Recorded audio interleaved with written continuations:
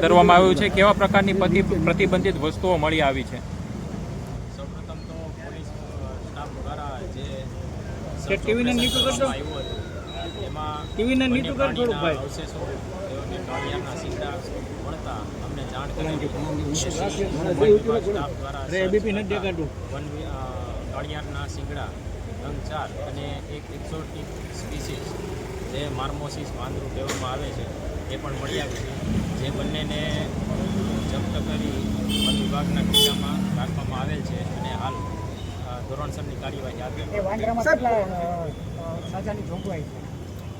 વાંદરો માટે exotic species છે જે પરમિશન લઈને રાખી શકે.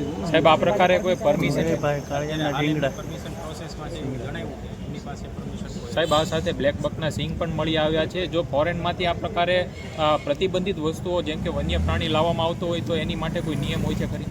હા, નિયમ હોય છે, એની પરમિશન લેવાની જરૂરી છે અને સિંગડા તે રાખી શકતા નથી.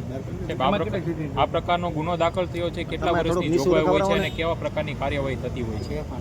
7 વર્ષની જોગવાઈ છે સજાની મેક્સિમમ, અને અમારી તરફથી જે કંઈ ધોરણસરની કાર્યવાહી હાથ ધરવામાં આવે એમ કરશું. સાહેબ, આ પ્રકારના વન્ય પ્રાણી અગાઉ ક્યારે પકડાયા છે કે કેમ ભાવનગરમાંથી?